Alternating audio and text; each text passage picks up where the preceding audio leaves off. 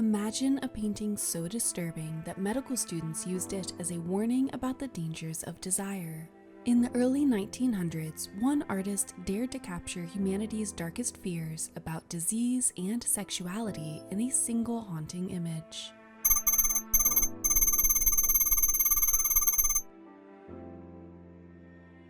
This is the story of Richard Tennant Cooper's Syphilis, a masterpiece that blends medical horror with social commentary in ways that still send chills down our spines today. Richard Tennant Cooper wasn't your typical early 20th century artist. While many of his contemporaries were exploring the boundaries of modernism or capturing the beauty of the natural world, Cooper chose to wade into darker waters. He dedicated a significant portion of his career to creating what might be considered medical horror art. Vivid, often nightmarish depictions of various diseases and their effects on the human body and psyche. Cooper's unique approach to medical art stemmed from a deep understanding that disease wasn't just about physical symptoms. It was about the psychological and social impact on both individuals and society. His series on diseases, including works on tuberculosis and breast cancer,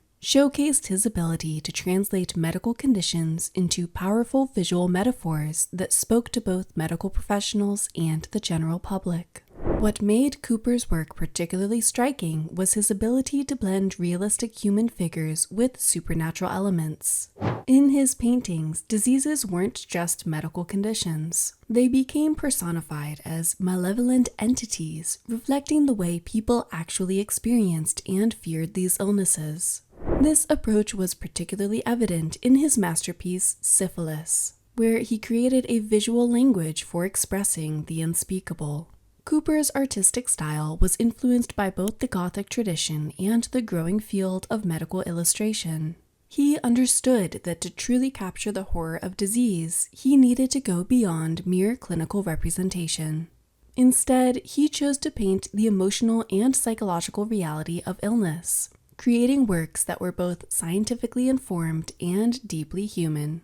What's particularly fascinating about Cooper's approach is how he managed to walk the line between medical accuracy and artistic expression.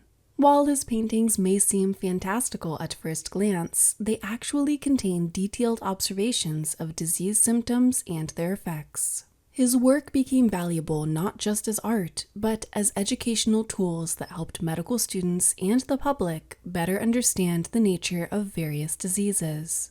The artist's choice to focus on syphilis wasn't random. In the early 20th century, syphilis was both a major public health crisis and a source of intense social anxiety. Cooper recognized that this disease, more than perhaps any other, carried with it a complex web of social, moral, and medical implications that made it the perfect subject for his unique style of medical art. When we look at Cooper's Syphilis, what we're seeing is far more than just paint on canvas. It's a carefully constructed nightmare that uses symbolism to tell a complex story about disease, morality, and human vulnerability. Let's break down the key elements that make this painting so powerful and examine what each symbol represents in the larger narrative.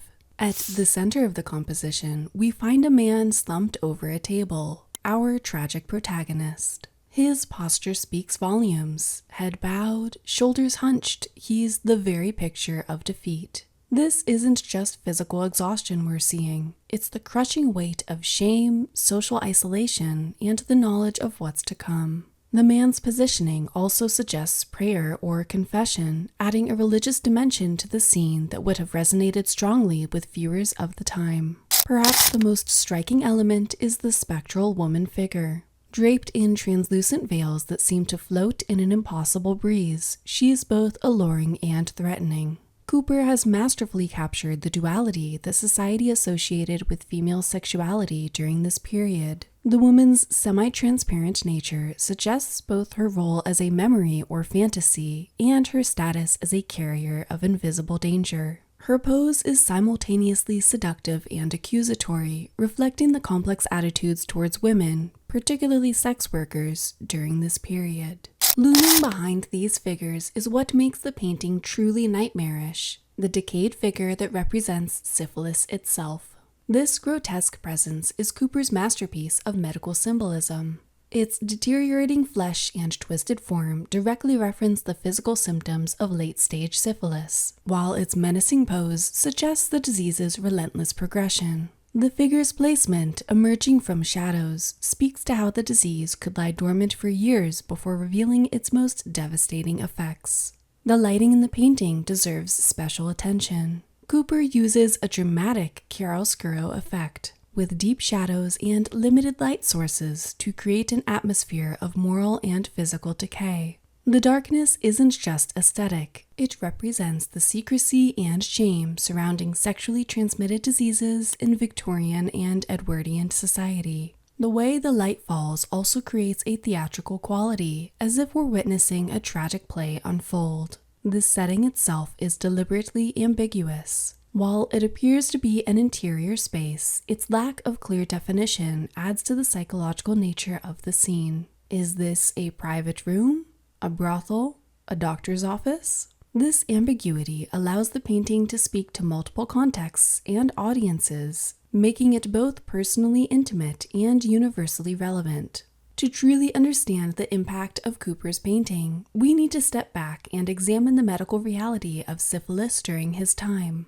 In the early 20th century, syphilis was far more than just a disease. It was a terror that haunted both public health officials and private citizens, often referred to as the Great Imitator due to its varied and confusing symptoms. Before the discovery of penicillin in the 1940s, syphilis was essentially a death sentence, though one that could take years or even decades to carry out its verdict. The disease progressed through several stages, each more horrifying than the last. It would begin with seemingly minor symptoms, a painless sore that would heal on its own, followed by a rash that would also disappear. This deceptive pattern gave people false hope while the disease continued its destructive course through the body. The most terrifying aspect of syphilis was its ability to go dormant for years before emerging in its terminal phase. During this late stage, the disease could cause everything from blindness and paralysis to severe mental deterioration and physical disfigurement.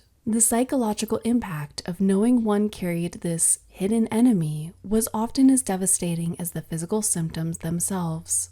Doctors relied heavily on mercury treatments, leading to the saying, "A night with Venus, a lifetime with Mercury." These treatments were painful, dangerous, and often ineffective. Some patients quite literally died from the cure rather than the disease. The disease's ability to affect the brain and cause mental deterioration added another layer of terror. The social dimensions of syphilis in the early 20th century were perhaps even more complex than its medical aspects. The disease existed at the intersection of public health, morality, and social reform, creating a perfect storm of stigma and fear that Cooper's painting captures with chilling accuracy. Society's response to syphilis was deeply influenced by Victorian moral values and gender prejudices. While the disease could affect anyone, women, particularly sex workers, were often blamed for its spread. This gendered view of disease transmission is clearly reflected in Cooper's painting through the spectral female figure,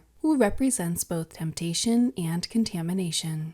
This double standard had real consequences. Women were often subjected to invasive medical examinations and harsh legal penalties under various contagious disease acts, while their male clients faced far less scrutiny. Class dynamics also played a crucial role in how society viewed and dealt with syphilis.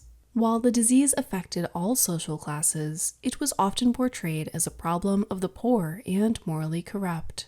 However, the reality was that syphilis was widespread among all social classes, including the wealthy and powerful. The impact on families was particularly devastating. The disease could be passed from mother to child during pregnancy, leading to severe birth defects or infant death. This vertical transmission added another layer of tragedy to the epidemic and complicated the moral narratives surrounding the disease. The painting also serves as a historical document, preserving not just the medical knowledge of its time, but the social attitudes and fears that surrounded disease. In studying it, we gain insights into how societies respond to health crises, and how these responses are shaped by existing cultural beliefs and prejudices. What do you think about using art to educate people about public health issues? Share your thoughts in the comments below. If you found this exploration of medical history fascinating, you won't want to miss our upcoming videos about other powerful artworks. Hit that subscribe button and turn on notifications by clicking the bell icon to join us on this journey.